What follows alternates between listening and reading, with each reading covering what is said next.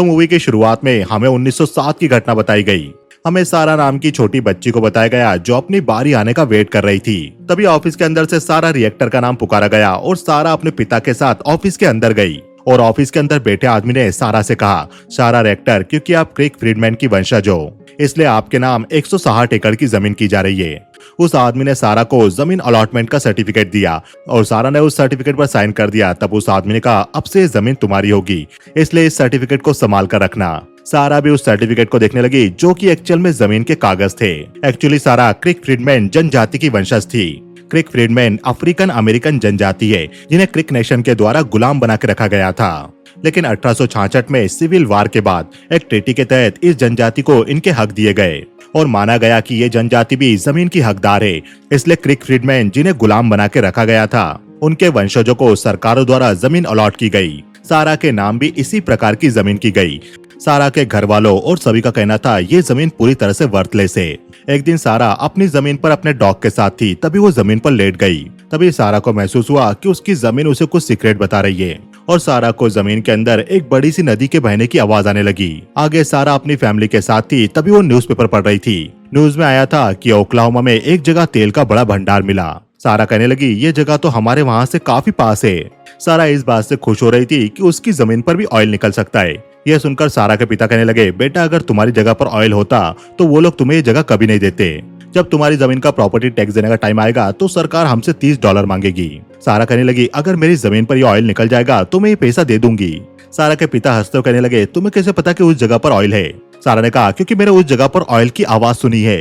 मुझे ऐसा लगा कि जमीन के नीचे बड़ी बड़ी लहरें चल रही है, एक बड़ा महासागर है। मुझे लगता है मुझे ये जमीन किसी खास वजह से मिली है। सारा की बातों के आगे उसकी माँ और उसके पिता की एक नहीं चली, इसलिए सारा के पिता उसे मुस्कोगी में ले गए, जहाँ पर बड़े ऑयल बिजनेस के ऑफिस और बिजनेसमैन मिला करते थे।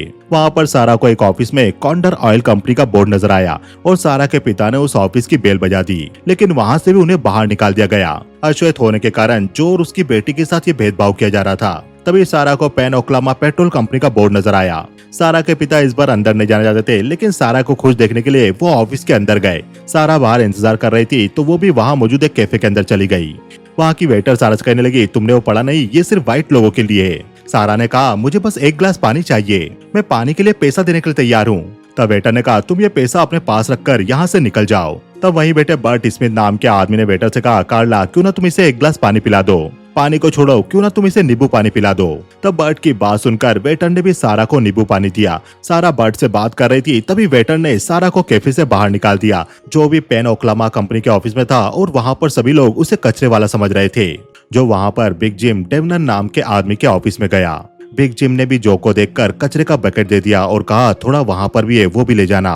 तब जो ने बिग जिम से कहा, मैं कचरे वाला नहीं हूँ, एक्चुअली मैं चाहता हूँ कि आप हमारी जमीन पर ऑयल के लिए खुदाई करें, जो जमीन मेरी डॉटर को मिली है। उसी वक्त ऑफिस के अंदर सारा भी आ गई और एक आदमी सारा को अंदर आने से रोक रहा था। तब बिग जिम ने उस आदमी से कहा, कोई बात नहीं, इसे अंदर आने दो। बिग जिम जोर से कहने लगा, तो यही तुम्हारी बेटी होगी। सारा भी अंदर आई और बड़े प्रोफेशनल तरीके से उसने अपने आप को इंट्रोड्यूस किया। सारा कहने लगी, मेरा नाम सारा रेक्टर है और मेरे पास 160 एकड़ जमीन है और मुझे लगता है कि उस जमीन में ऑयल है। तब बिग जिम ने कहा, सुनो सारा, मेरा नाम बिग जिम डेवनन है और मैं इस ऑयल कंपनी में पार्टनर भी हूँ। सारा नक्शा पढ़ना जानती थी, इसलिए उसने आसानी से नक्शे में बिग जिम को अपनी जमीन की लोकेशन बता दी। लोकेशन को देखकर बिग जिम ने कहा, क्यों ना हम ट्रिप पर चले तुम्हारी जमीन को देखने। आगे बिग जिम अपने क्रू के साथ सारा की जमीन देखने के लिए गया और जमीन देखने के बाद वो अपने क्रू से जमीन के बारे में बात करने लगा। बिग जिम अपने साथियों से कहने लगा, यहाँ 5 माइल की दूरी पर ही तेल का भंडार मिला है, हम यहाँ पर खुदाई करवाएंगे, तुम लोग पेपर तैयार करवाओ, मैं इनसे बात करता हूँ। आगे बिग जिम सारा और उसके पिता से कहने लगा, हम यहाँ पर खुदाई करके देख सकते हैं, इस काम में काफी पैसा लगेगा और कई महीने भी। सारा कहने लगी, तो इसके लिए तो पहले आपको लैंड लीज पर लेना होगा। बिग जिम सारा की ये बात सुनकर उससे इम्प्रेस हो गया कि इतनी सी बच्ची को कितना कुछ पता है, और वो सारा से पूछने लगा, क्या ये सब तुमने स्कूल में सीखा है? काम शुरू करने के लिए हमें एक स्टैंडर्ड कॉन्ट्रैक्ट करना होगा, जिसके अनुसार हम आज से ही तुम्हारी इस जमीन को 6 महीनों के लिए लीज पर लेंगे और लीज के लिए हम तुम्हें 50 सेंट ही दे पाएंगे पर एकड़ का। सारा ने कहा लेकिन स्टैंडर्ड प्राइस तो $1 है पर एकड़ का और मुझे रॉयल्टी भी देनी होगी। तब बिग जिम कहने लगा ठीक है, मैं तुम्हें 1 एकड़ का लीज का $1 दूंगा और अगर इस जगह पर तेल निकलता है तो मैं तुम्हें तेल की कमाई का 8वां हिस्सा दूंगा। बिग जिम ने उसे कॉन्टेक्ट दिया और सारा उस कॉन्टेक्ट को पढ़ने लगी। तो दोस्तों, यदि आप लोग अभी तक भी वीडियो में बने हुए हैं तो हमारे इस वीडियो को लाइक जरूर कीजिए और वीडियो पसंद आए तो कमेंट सेक्शन में यस टाइप कीजिए ताकि हमारे ये वीडियो ज्यादा से ज्यादा लोगों तक पहुंच पाए। और जल्दी उस जगह पर ड्रिलिंग मशीन ने काम शुरू कर दिया। बिग जिम ने बड़ी बड़ी मशीनें लगा दी जमीन में खुदाई करने के लिए। लगातार 3 महीनों तक ड्रिलिंग की गई और 3 महीने बाद ड्रिलिंग का काम रोक दिया गया। बिग जिम काम बंद करके वर्कर के साथ जाने लगा। तभी उसे रास्ते में सारा और उसके पिता मिले और बिग जिम उनसे कहने लगा हमें यहाँ पर कुछ नहीं मिला, ये जमीन पूरी तरह से सूखी है, तो अपनी जमीन वापस अपने पास रख सकते हो। सारा ने कहा और ये जो इक्विपमेंट आपने लगाया उनका क्या? बिग जिम कहने लगा इनको यहाँ से ले जाने का खर्च काफी ज्यादा आएगा, इससे अच्छा तो हम इन्हें यहीं छोड़ दे, तुम मेरी तरफ से इक्विपमेंट रख सकती हो। ऐसा कहकर बिग जिम यानी पेनोकी वहां से चला गया। सभी को जाते हुए देख सारा काफी मायूस हुई। ये सब उसके सपनों का टूटने जैसा था। इस घटना के कुछ दिनों बाद सारा के घर पर एक गाड़ी आकर रुकी। उस गाड़ी से एक आदमी उतरा और उसने सारा के पिता से कहा मैंने सुना है कि तुम्हारी बेटी के नाम 160 एकड़ की जमीन है, मैं उसे खरीदना चाहता हूँ। तब जो ने सारा को वहां से जाने के लिए कहा। सारा भी घर के पास जाकर छिपकर बैठ गई और उनकी बातें सुनने लगी। तब उस आदमी ने जो से पूछा क्या तुम्हारे पास इस जमीन के कागजात है जिस पर तुम्हारी बेटी ने साइन किए थे? जो ने कहा लेकिन तुम उसके बारे में क्यों पूछ रहे हो? उस आदमी ने कहा मैं तुम्हें पर एकड़ के $2 दूंगा उस जमीन के, वो जमीन तुम मुझे बेच दो। जो ने कहा लेकिन मैंने तो सुना है उस जमीन की कीमत $3 पर एकड़ है, वो जमीन मेरी बेटी की है, मुझे उससे कुछ फायदा तो कमाना ही होगा। तब उस आदमी ने कहा ठीक है, मैं तुम्हें $6 दूंगा पर एकड़ के और ये मेरा फाइनल ऑफर होगा। ये सुनकर जो ने कहा तुम्हारा ऑफर काफी अच्छा है, लेकिन डील करने से पहले मुझे अपनी बेटी से बात करनी होगी। ये सुनकर रास्किंग नाम का वो आदमी वहां से चला गया। सारा की माँ कहने लगी ये ऑफर काफी अच्छा है, हमें इसके बारे में सोचना चाहिए। सारा ने कहा पेनोकी ने हमसे कहा था कि उस जमीन में कुछ नहीं है, तो ये आदमी हमसे उस जमीन को खरीदना क्यों चाहता है? मेरी जमीन में जरूर कुछ है और ये बात पेनोकी को पता चल गई है, इसलिए पेनोकी ने इस आदमी को भेजा है मेरी जमीन खरीदने के लिए। ये सुनकर सारा की माँ सोचने लगी और सारा के पिता कहने लगे कुछ दिनों बाद शायद तुम इस जमीन को नहीं बेच पाओगी, अभी हमें अच्छा ऑफर मिला है इसलिए जमीन को बेच देना चाहिए। तब सारा की माँ एक बॉक्स लेकर आई और कहने लगी हो सकता है वो गोरे लोग हमें झूठ बोल रहे हो, अगर उन्हें हमारी जमीन चाहिए तो उन्हें पेपर चाहिए होंगे। आगे सारा का परिवार उस पेपर को घर के पीछे गड्ढा खोदकर गाड़ने लगे ताकि वो पेपर पेनोकी के आदमियों के हाथ ना लगे। तभी उन्हें कोई गाड़ी घर के तरफ आती हुई नजर आई। गाड़ी को देखकर वो लालटेन बंद करके वहीं छिप गए। तब वो गाड़ी जो के घर के सामने आकर रुकी और उसके अंदर से 2 बंदूकधारी लोग बाहर निकले। वो लोग घर के अंदर जाकर घर की तलाशी लेने लगे। तभी सारा का डॉग भी सारा के पास से घर के अंदर चला गया और अंदर मौजूद आदमी ने सारा के डॉग पर गोली चला दी। गोली की आवाज से सभी लोग डर गए थे और सारा भी वहीं छिप गई। घर में कुछ नहीं मिला तो वो दोनों लोग वहां से निकल गए। सारा ने भी घर में जाकर देखा तो उसे वहां पर खून नजर आया, पर उसका डॉग कहीं नजर नहीं आ रहा था। पेनोकी भी उन दोनों आदमियों पर गुस्सा करके चिल्लाने लगा क्योंकि वो दोनों सारा के घर पर जाकर भी जमीन के पेपर अपने साथ नहीं लाए। तब उनमें से एक आदमी पेनोकी से कहने लगा क्या हम लोग वापस पेपर ढूंढने जाए? पेनोकी ने कहा अब तो उन्हें पता चल गया होगा कि हमें वो जमीन चाहिए। सारा की माँ उन सभी से कहने लगी ये जमीन भगवान ने हमें किसी कारण से दी है, तो हम भी ये जमीन उन लोगों को नहीं देने वाले। आगे सारा भी परेशान होकर जंगल में डॉग को ढूंढने लगी और उसे अपने डॉग का बेल्ट नजर आया। सारा को उम्मीद जगी कि उसका डॉग जिंदा हो सकता है। सारा अपने डॉग को ढूंढते ढूंढते एक ऑयल कैंप में चली गई जहां पर तेल कंपनियों के लिए काम करने वाले काफी वर्कर मौजूद थे। वो वर्कर काफी खतरनाक लग रहे थे, लेकिन सारा को उनसे जरा भी डर नहीं लगा। अपने डॉग को ढूंढते हुए सारा को वहां पर बर्ड स्मिथ नाम का आदमी वापस नजर आया जिसने सारा को कैफे में नींबू पानी पिलाया था। तब सारा ने बर्ड को जाकर कहा क्या तुमने मुझे पहचाना? तुमने मुझे कैफे में नींबू पानी पिलाया था और उस समय आप न्यूज़पेपर में आर्टिकल पढ़ के सर्कल बना रहे थे। ये सुनकर सामने बैठे बर्ड के फ्रेंड मेज ने कहा हाँ फिर तो तुम सही हो, ये वही आदमी होगा, ये अक्सर अमीर होने के नए नए रास्ते ढूंढता रहता है। तब सारा ने सवाल किया आपने ऑयल वर्कर के कपड़े पहन रखे? बर्ट ने कहा हम ऑयल को ढूंढने का काम करते, उसके बाद उस जगह पर ड्रिल करते हैं। यह सुनकर सारा ने कहा मेरी जमीन में भी ऑयल है। पेनोकी ने मेरी जमीन को $1 पर एकड़ पर लीज पर लिया था 6 महीनों के लिए, पर बाद में उसने कहा कि वो जमीन सूखी है और वो वहां से चला गया। लेकिन कुछ दिनों बाद उसने मेरे घर पर एक आदमी भेजा, जो आदमी मेरी जमीन को $6 पर एकड़ पर खरीदने के लिए तैयार हो गया। सोचो कोई इतने महंगे दाम पर सूखी जमीन क्यों खरीदेगा? मेरी जमीन पर ऑयल का खजाना है और मुझे एक पार्टनर चाहिए जो मेरी मदद करे जमीन से ऑयल को बाहर निकालने में। यह सुनकर बर्ट ने कहा अच्छी बात है बच्ची, मुझे लगता है अब तुम्हें घर जाना चाहिए। सारा कहने लगी मैं कोई बच्ची नहीं हूँ, मेरा नाम सारा रेक्टर है। मैं तुम्हें मेरे साथ बिजनेस करने का ऑफर दे रही थी और तुम मुझे बच्ची समझ रहे हो। आप मुझसे अच्छे से बर्ताव नहीं कर रहे हो, जबकि कल रात मेरा डॉग मारा गया। ये कहकर सारा वहां से जाने लगी।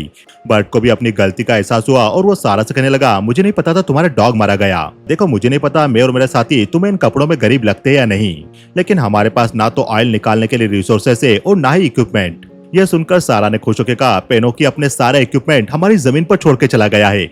यह सुनते ही बर्ट ने कहा, तुम यहीं रुको, मैं अभी आता हूँ। और बर्ट ने अपने साथी मैच से जाकर कहा, जल्दी चलो, हमें यहाँ से निकलना है। बर्ट को समझ आ गया था कि यह अपॉर्चुनिटी बहुत अच्छी हो सकती है। उससे पहले कि यह मौका किसी और को मिल जाए, वो इस मौके को हथियाना चाहता था। पर वहां ले जाने से पहले सारा ने कहा, लेकिन मेरी एक शर्त है, अगर ऑयल निकलता है तो हम प्रॉफिट का 50-50 रखेंगे। यह सुनकर बर्ट ने कहा, मैं भी बिल्कुल यही सोच रहा था। सारा बर्ट और उसके साथी मैस को अपनी जमीन पर ले गई और वहां पर बर्ट इक्विपमेंट को देखकर काफी खुश हुआ और वो कहने लगा, ये तो एक ग्रेट इक्विपमेंट है और ये जमीन भी काफी अच्छी है, बहुत संभावना है कि यहाँ पर ऑयल होगा। आगे बर्ट सारा के माता पिता से मिला और उसने उन्हें भी कन्विंस कर लिया सारा के साथ 50-50 पार्टनरशिप के लिए। इसके बाद बर्ट ने भी अपने साथी मैस के साथ मिलकर ड्रिलिंग शुरू कर दी। पेनोकी ने 1000 फीट तक पहले ड्रिलिंग कर दी थी। उसके बाद वो साइट को ऐसे ही छोड़कर चला गया। बर्ट ने 1000 फीट के नीचे खुदाई शुरू कर दी और उसने उस साइट का नाम साराज ऑयल रखा। एक दिन लंच के दौरान जो ने बर्ट से सवाल किया, आपने कितनी बार ऑयल ढूंढा है? बर्ट ने कहा, वैसे मेस और मैं दोनों सिल्वर और गोल्ड ढूंढने का काम करते आए हैं, लेकिन अब हम ऑयल की खोज में लग गए हैं। एक बार हमने तेल के कुएं से $70,000 कमाए थे और अगला ही कुआं सूखा निकला जिसमें हमने सारा पैसा गवा दिया। उसी वक्त उन्हें वहां पर बिग जिम पेनोकी की गाड़ी आती हुई नजर आई और उनके साथ कुछ हथियारबंद लोग भी थे। तब मेज और सारा के पिता ने भी अपने हाथ में गन रख ली। पेनोकी बर्ट से कहने लगा, ये जमीन मेरी है, तुम यहाँ पर क्या कर रहे हो? और ये टूल, इक्विपमेंट, ये सब भी मेरे हैं। मैं तुम लोगों को 20 मिनट देता हूँ, अपना सामान पैक करो और यहाँ से निकल जाओ। सारा ने कहा, ये जमीन मेरी है और तुम ये इक्विपमेंट यहाँ पर छोड़ के गए थे। तुमने कहा था कि मैं इन्हें रख सकती हूँ। पेनोकी ने कहा, ये जमीन जरूर तुम्हारी होगी, लेकिन इसके मिनरल पर राइट मेरा होगा। कॉन्ट्रैक्ट पर डेट चेक करो, 6 महीने तक इस जमीन पर खुदाई मैं करूंगा। सारा ने कॉन्ट्रैक्ट पेपर देखकर कहा, तुमने इसमें डेट चेंज कर दी है। इस डेट के नीचे रियल डेट लिखी हुई थी, तुमने इसे मिटा दिया। तुमसे अच्छे स्कूल के बच्चे होते जो चीटिंग तो अच्छे से करते। बर्ट ने पेनोकी को पेपर दे दिया और पेनोकी कहने लगा, इस जमीन पर मेरा कब्जा होगा। लेकिन बर्ट ने उस पर गन अड़ा के उसे वहां से जाने के लिए कहा। तब पेनोकी ने कहा, मैं तुम्हें पर एकड़ के $20 देने के लिए तैयार हूँ। सारा ने कहा, तुमने जमीन खरीदने के लिए मेरे पास एक आदमी को भेजा और फिर तुमने मेरे डॉग को मरवा दिया। चाहे कुछ भी हो जाए, मैं ये जमीन तुम्हें नहीं बेचूंगी। यह सुनकर पिनोकी और उसके आदमी वहां से चले गए। बर्ट ने कहा, इस जमीन में जरूर कुछ है, तभी ये लोग इस जमीन को हासिल करना चाहते। बर्ट और मैस ने जमीन पर खुदाई का काम वापस शुरू कर दिया, लेकिन एक दिन अचानक से काम करते हुए ड्रिलिंग मशीन अटक गई। पूरे इक्विपमेंट हिलने लगे और मशीन अचानक से बंद हो गई। मैस गड्ढे के अंदर गया मशीन को देखने के लिए और उसने बर्ट को बताया, नीचे चट्टाने और मशीन फंस गई है। सारा कहने लगी, तो क्या हम और नीचे खुदाई नहीं कर सकते? बर्ट ने कहा, अगर हमने ऐसा किया तो हमारे इक्विपमेंट और टूल खराब हो सकते हैं। हम मशीनों को खोने का चांस नहीं ले सकते।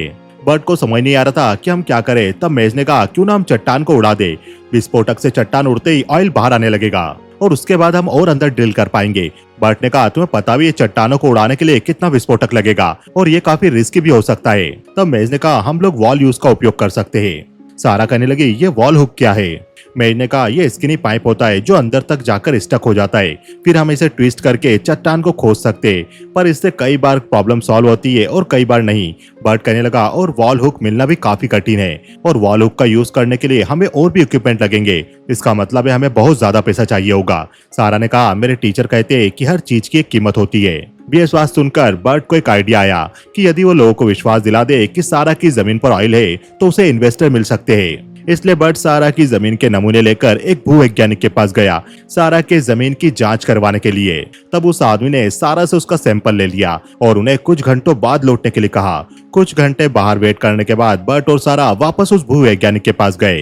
तब उसने बताया, मिट्टी का सैंपल काफी अच्छा है, लेकिन इसमें तेल निकालना इजी नहीं होगा और तेल की क्वालिटी भी अच्छी नहीं होगी और तेल हासिल करने के लिए आपको 1000 फीट अंदर और ड्रिल करना होगा और जो तेल निकलेगा उसके अंदर सॉल्ट की मात्रा काफी ज्यादा होगी, जिसका यहाँ पर आपको कोई पैसा नहीं देने वाला। यह सुनकर सारा और बर्ट मायूस होकर वहां से जाने लगे। तब वो वैज्ञानिक कहने लगा, अच्छा यही होगा, आप उस जगह पर आगे ड्रिल ना करें। ये बात सुनकर बर्ट को उस आदमी पर शक हो गया और बर्ट और सारा उस आदमी का बाहर ही वेट करने लगे। शाम को वो आदमी ऑफिस बंद करके जाने लगा, तभी बर्ट ने उसे रोक लिया। बर्ट को उस आदमी के पास अपना दिया सैंपल दिख गया और बर्ट कहने लगा, ये सैंपल तुम किसके पास लेकर जा रहे थे? मुझे बताओ, नहीं तो मैं तुम्हारा मुंह तोड़ दूंगा। तब उस आदमी ने कहा, ये मैं पेनोकी के पास लेकर जा रहा था, उसने मुझे इसके लिए पैसा दिया था। पर इससे ज्यादा मैं कुछ नहीं बता पाऊंगा, नहीं तो पेनोकी मुझे मार देगा। तब बर्ट अपना सैंपल लेकर सारा के साथ जाने लगा और बर्ट सारा को कहने लगा, उस आदमी की एक्टिंग देखकर मैं समझ गया था कि वो मुझे झूठ बोल रहा था। अब हम इस सैंपल को एक दूसरे जियोलॉजिस्ट के पास ले जाएंगे जो बूढ़ा हो चुका है और ऊपर टाउन में रहता है। आगे बर्ट और सारा उस सैंपल को लेकर एक बूढ़े जियोलॉजिस्ट के पास गए। वो बूढ़ा आदमी उस सैंपल की जांच करने लगा और काफी खुश होकर चिल्लाने लगा। बर्ट ने कहा, क्या हुआ, सब ठीक तो है? उस बूढ़े आदमी ने कहा, मैं तुम्हें सब कुछ समझाता हूँ क्या हुआ। मैंने अपनी जिंदगी में आज तक ऐसा सैंपल नहीं देखा। ये क्लियर क्रूड ऑयल है, इसकी डेंसिटी भी काफी अच्छी है और ये काफी लाइट भी है।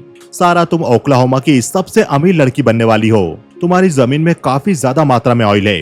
ये कहकर उस आदमी ने सारा को ऑयल का सैंपल दे दिया और सारा उसे देखकर खुश होने लगी। बर्ट एक बैंक मैनेजर के पास जाकर उससे लोन देने की गुजारिश करने लगा और बर्ट ने मैनेजर को उस मिट्टी के सैंपल की रिपोर्ट भी दिखाई। तब रिपोर्ट को देखकर बैंक मैनेजर ने कहा, ये काफी रिस्की हो सकता है, इसलिए हम लोग आपको लोन नहीं दे सकते। बर्ट को समझ नहीं आ रहा था कि वो क्या करे। तभी उसने कैफे के बाहर कुछ लेडीज को देखा।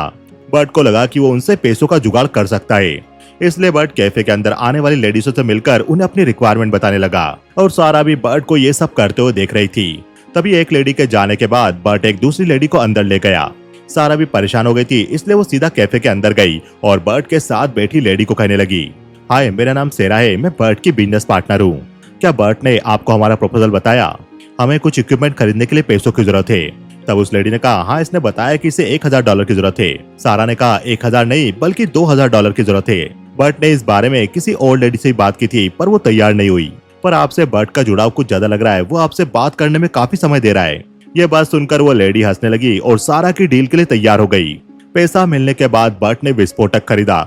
तब विस्फोटक बेचने वाले ने वहां पर सारा को देख लिया और वो उसे भगाने लगा। तभी बर्ट ने कहा, ये मेरे साथ है। तब वो आदमी कहने लगा, मैंने तुम्हारे बारे में सुना है कि तुम ऐसी लड़की के साथ काम कर रहे हो, तुम्हें शर्म आनी चाहिए। सारा को बुरा बोलते ही बर्ट ने उस आदमी को एक जोरदार पंच मारा। शाम को सारा और बर्ट विस्फोटक लेकर घर पहुंचे। तब वहां मार्शल खड़ा हुआ था और सारा की माँ सारा को देखकर अंदर ले गई। तब मार्शल ने बर्ट को बताया, कुछ लोगों ने पास ही में 2 क्रिक नेशन किड को मार दिया जो सारा की जनजाति समूह से थी। न्यूज़पेपर देखकर बर्ट पूछने लगा, क्या कोई बताएगा इन बच्चों को क्यों मारा गया? तब वहाँ खड़ी कैट बर्नार्ड ने कहा, उन लोगों को ऑयल फील्ड चाहिए थी जो इन बच्चों के नाम थी। आगे तुम समझ जाओ क्या हुआ होगा। ऐसा कहकर मार्शल और कैट वहाँ से चली गई। तब सारा की माँ रोज बर्ट के पास आई और उससे कहने लगी, वो दोनों बच्चे सारा के क्लासमेट थे, उन्हें सिर्फ इसलिए मार दिया गया क्योंकि उन्हें उनकी जमीन चाहिए थी। मैं नहीं चाहती सारा के साथ भी कुछ ऐसा हो। तुम वादा करो सारा की रक्षा करोगे। बर्ट ने भी वादा किया, मैं सारा को कुछ नहीं होने दूंगा। अगले दिन वो विस्फोटक लगाने की तैयारी करने लगे। उन्होंने इंजन स्टार्ट किया और वो खुश होने लगे कि वापस से इंजन स्टार्ट हो गया। तभी अचानक से वापस इंजन ने काम करना बंद कर दिया और इंजन बंद हो गया। तभी बर्ट को वहां पर कुछ गाड़ी आती हुई दिखाई दी। गाड़ी वहां रुकी और गाड़ी के अंदर से एडवर्ड नाम का वकील बाहर निकला जो पेनोकी का वकील था। एडवर्ड बर्ट से कहने लगा, मैं चाहता हूँ तुम ये पेपर सारा को दिखाओ। सारा को पेनोकी के सारे इक्विपमेंट देना होंगे जिसके मालिकाना अधिकार हमारे हैं। इसके अलावा यहाँ से जो ऑयल निकलेगा उस पर भी हमारा अधिकार होगा क्योंकि ऑयल को हमारे इक्विपमेंट के द्वारा निकाला जा रहा है। इसके अलावा हम इस जमीन पर भी अपना दावा पेश कर रहे हैं। ये जमीन सारा ने लीज पर पेनोकी को दी थी और लीज के पेपर पर सारा रिएक्टर के साइन भी है। सारा ने पेनोकी और उसके क्रू को लीज खत्म होने से पहले ही जमीन से निकाल दिया। बर्ट कहने लगा, ये तो काफी शर्म की बात है कि 11 साल की बच्ची ने पेनोकी को बाहर निकाल दिया। बर्ट ने पेपर सारा को दिया और सारा कहने लगी, तो क्या सब कुछ खत्म हो गया? बर्ट ने कहा, ऐसा कुछ भी नहीं है जो सॉल्व न किया जा सके। आगे वो वकील बर्ट को अपने साथ बातें करते हुए ले गया और वो कहने लगा, तुम इन सब में क्यों पड़े हो? हमारे पास तुम्हारे लिए एक अच्छा ऑफर है। कोर्ट केस चलने के बाद सालों तक यहाँ पर काम बंद हो जाएगा और वो बच्ची केस लड़ने की फीस भी अफोर्ड नहीं कर पाएगी। तभी वहाँ मौजूद पेनोकी के आदमी ने बर्ट पर हमला कर दिया और वो उसे मारने लगे। पेनोकी भी अपनी गाड़ी में बैठा था और उसने बर्ट को अपने पास बिठाकर बोला, हम कितने अच्छे बिजनेस में, जमीन को खोदो, तेल निकालो और बेच दो और जो पैसा आए उससे और ज्यादा जमीन को खोजो और ज्यादा अमीर बनते जाओ। तुम्हें इस लड़की का साथ देकर कुछ नहीं मिलने वाला। कोर्ट केस होगा तो लोकल जज को भी इस लड़की का केस लड़ने में कोई इंटरेस्ट नहीं होने वाला। कोई इस लड़की का साथ क्यों देगा? यहाँ का पूरा सिस्टम गोरे जज और गोरे लोगों के हाथ में। तब वहाँ खड़े वकील ने कहा, ये हमारा प्रपोजल है, चाहो तो तुम इस पर साइन कर दो। तुम किसी तरह से सारा को बहला फुसला कर ये जमीन हमारे नाम कर दो। बर्ट ने सारा को देखा और सोचकर कहा, मुझे प्रॉफिट का 15% चाहिए। पेनोकी कहने लगा, मैं तुम्हें 12% दे पाऊंगा। बर्ट ने कहा, अगर तुम चाहते हो कि मैं उस लड़की को धोखा दूं तो तुम्हारे पास एक ही ऑप्शन है, मुझे 15% चाहिए होगा, नहीं तो मैं देखूंगा कि मुझे इस पूरे ऑयल पर कैसे हिस्सेदारी चाहिए। बिग जिम बर्ट के ऑफर को मान गया और बर्ट ने सारा की फैमिली के पास जाकर कहा, अभी के लिए अच्छा यही होगा कि तुम लोग राइफल लेकर अपने घर चले जाओ। रोज कहने लगी तो ये लोग राइफल लेकर आए हमारी जमीनों को छीनने के लिए, बट अगर उन्हें जमीन चाहिए तो उन्हें जमीन दे दो ताकि हमारी जान बच सके। रोज यही चाहती थी कि सारा किसी तरह से सेफ रहे, उसकी फैमिली पर कोई खतरा ना हो। सारा की फैमिली भी वहां से चली गई और बर्ट ने अपने फ्रेंड मैस को सब कुछ बताया कि अगर वो पेनोकी का साथ देंगे तो उन्हें प्रॉफिट का 15% मिलेगा। तब मैस ने कहा लेकिन उस बच्ची को तो कुछ नहीं मिलने वाला। बर्ट ने कहा अभी तुमने उस बच्ची की माँ को सुना, उसने बोला कि उन्हें कुछ नहीं चाहिए, जल्दी यहाँ से तेल निकल जाएगा और अच्छा यही होगा कि हम ये जमीन बड़े प्लेयर को सौंप दे और कहीं दूसरी जगह जाकर ड्रिलिंग करे। मेज ने कहा तो तुम सारा को धोखा देकर चोरी करना चाहते हो। बर्ट ने कहा ये चोरी नहीं है मेज, तुम अपने आसपास देखो, यहाँ पर कोई भी कलर गर्ल को अमीर नहीं होने देगा। यहाँ पर चारों ओर बड़े पदों पर व्हाइट लोग बैठे हैं जो सभी चीजों को कंट्रोल करते। अगर मैं पेनोकी के साथ बार्गेनिंग नहीं करूंगा तो वो लोग उसे मार देंगे। दूसरी तरफ सारा की फैमिली अपने घर गई, तभी उन्हें घर पर अपना डॉग जिंदा मिला और सारा की फैमिली अपने डॉग को जिंदा देखकर काफी खुश हुई। अगले दिन बर्ट ने सारा को पेपर लाके दिए साइन करने के लिए। पेपर देखकर सारा ने कहा इससे तो तुम मेरी लाइफ के बॉस बन जाओगे। बर्ट ने कहा अगर तुमने इस पर साइन कर दिया तो मैं तुम्हारे गार्जियन बन के रहूंगा और तुम्हारी हेल्प करता रहूंगा। तुम्हें मुझ पर ट्रस्ट करना होगा, मैं सिस्टम को जानता हूँ और मुझे पता है ये सिस्टम कैसे काम करता है। सारा साइन करने से पहले अपनी फैमिली को देखने लगी और उसने बर्ट से पूछा तो तुम मुझे प्रोटेक्ट करोगे? बर्ट ने कहा हाँ मैं बिल्कुल करूंगा। बर्ट पर विश्वास करके सारा ने उस पेपर पर साइन कर दिए और बर्ट ने कहा आप सभी को कोर्ट हियरिंग में आना होगा ताकि सब कुछ वेरीफाई हो सके। शाम को जो रोज से कहने लगा हम उस आदमी पर ट्रस्ट नहीं कर सकते, उस आदमी की पूरी जिंदगी अमीर बनने की कोशिश में गुजरी है। सारा कहने लगी वो सच्चा है, उसने मुझे वादा किया है। तब रोज ने कहा चुप हो जाओ तुम दोनों, किचन टेबल पर ये सारी बातें नहीं होगी। हम में से कोई नहीं जानता कि उस आदमी का दिल कैसा है, पर हमारे पास यही एक रास्ता बचा था। कल हम लोगों को कोर्ट में पेश होना होगा पूरे आत्मविश्वास के साथ, इसलिए हम लोगों को एक दूसरे पर ट्रस्ट करना होगा। कोर्ट के बाहर सारा को सपोर्ट करने के लिए कई लोग मौजूद थे जो सारा के सपोर्ट में तख्तियां लेकर खड़े हुए थे। सारा कोर्ट में हाजिर हुई, तभी मिस बर्नार्ड नाम की लेडी खड़ी होकर जज से कहने लगी अगर सारा इजाजत दे तो मैं उसके केस में वॉलंटियर करना चाहूंगी। तब जज ने मिस बर्नार्ड से कहा अभी आप बैठ जाइए। आगे जज ने सारा से सवाल किया तो आप इस पर एग्री करते कि बर्ट स्मिथ आपके नए गार्जियन होंगे, वही आपकी तरफ से लीगल और फाइनेंशियल मैटर देखेंगे। सारा ने कहा हाँ बिल्कुल, बट बहुत अच्छे आदमी हैं, पर मुझे समझ नहीं आ रहा कि मेरे गार्जियन मेरे पेरेंट्स क्यों नहीं बन सकते। बस इसलिए कि मेरे पेरेंट्स व्हाइट लोगों को बिलोंग नहीं करते, वो कलर है, इसलिए शायद उन पर पैसों के लिए ट्रस्ट नहीं किया जाना चाहिए। ये प्रॉपर्टी मुझे स्टेट के द्वारा दी गई है मेरे पूर्वजों को ध्यान में रखकर। जब तक तो वो जमीन पर कुछ नहीं था तब तक वो मेरी थी, लेकिन जैसे उस पर ऑयल का पता चला लोगों ने उस पर दावा करना शुरू कर दिया, इसलिए मुझे व्हाइट गार्जियन बनाना पड़ा ये बताने के लिए कि वो जमीन मेरी है। कानून सही और गलत का फर्क बताने के लिए नहीं होते। ये सुनकर अदालत में मौजूद अश्वेत लोग सारा की बात का समर्थन करने लगे। जज ने भी सारा की लगाई हुई अर्जी को मंजूर कर लिया और बर्ट स्मिथ को सारा का गार्जियन माना गया। बर्ट कोर्ट के बाहर गया, तभी जो ने उसे कहा ये मिस बर्नार्ड है, यही कोर्ट में अब हमारे केस को देखेगी, हमें इन्हें आपके पेपर की कॉपी देनी होगी ताकि ये केस को ट्रैक करे। यह सुनकर बर्ट ने कहा ये तो काफी अच्छी बात है और उसने मिस बर्नार्ड को पेपर की कॉपी दे दी। आगे बर्ट वहीं मौजूद पेनोकी और उसके वकील के पास गया। पेनोकी ने कहा आखिर जो हम चाहते थे वो हो गया, क्या हम अंदर चल के बात करें? तब बर्ट ने कहा मुझे प्रॉफिट का 15% चाहिए होगा, सारा के आसपास मौजूद उन सभी जमीनों का जिन्हें तुमने खरीद लिया है, नहीं तो हमारे बात करने का कोई फायदा नहीं होगा। सारा की जमीन का ग्रेविटी 40.6 है, इसलिए तुम आसपास की जमीन खरीद भी लोगे तो भी तुम जोखिम उठा रहे हो, जबकि असली खजाने पर तो मैं बैठा हुआ हूँ। तब पेनोकी ने अपने वकील को इशारा किया और वकील ने कहा हम लोग इस डील में इंटरेस्टेड है। पेनोकी ने कहा पहले तुम चल के साइन कर लो। तब बर्ट पेनोकी के ऑफिस में जाने लगा, तभी सारा ने उसे देख लिया। तब सारा ने बर्ट से कहा तुमने मुझे प्रोटेक्ट करने का वादा किया था। बर्ट ने कहा हाँ मैं तुम्हें प्रोटेक्ट करूंगा, मेरे पास एक बहुत अच्छा प्लान है। ऑयल बिजनेस बहुत ही बेरहम है और हमें इन चालबाजों से निपटना होगा। जब खेल में धांधली चल रही हो तो बेहतर है धांधली तुम पहले करो। तुम्हारी जमीन के चारों तरफ उनके तेल के कुएं हैं और वो लोग हमारी नाक के नीचे से हमारा तेल चुरा रहे। तुम चिंता मत करो, तुम्हें तुम्हारा शेयर मिल जाएगा। सारा ने कहा यहाँ बात शेयर की नहीं बल्कि तुम्हारी आत्मा की है। आगे मेस ने सारा के परिवार को उनके घर छोड़ दिया और जाते समय मेस को रास्ते में पेनोकी के आदमी की गाड़ी नजर आई। गाड़ी को देखकर मेस ने भी गाड़ी घुमा ली, लेकिन दो आदमियों ने मेस पर बंदूक अड़ा दी। उस जगह पर फायर हुआ और फायर की आवाज जो और उसकी वाइफ को भी आई। उन लोगों ने मेस को मार दिया। रोज ने अपने बच्चों को कहा तुम लोग क्रिक नेशन की तरफ भाग जाओ और कहीं मत रुकना। सारा और उसका छोटा भाई भी उसके कुत्ते के साथ वहाँ से भागने लगे। पेनोकी के आदमी भी वहाँ पहुंच गए थे और जो और रोज ने अपने आप को घर में बंद कर लिया था। जब पेनोकी के आदमी वहां पहुंचे तो जो ने उन पर गोली चलाई। पेनोकी के आदमी समझ गए कि जो के पास गन है, इसलिए वो लोग वहां से भाग गए। बर्ट ने भी पेनोकी के आदमी को वहां से गुजरते हुए देखा। तभी वहां पर मिस बर्नार्ड एक पत्रकार को लेकर आई। उसने बताया कि पत्रकार है और ये सारा की स्टोरी को न्यूज़पेपर में छापना चाहते।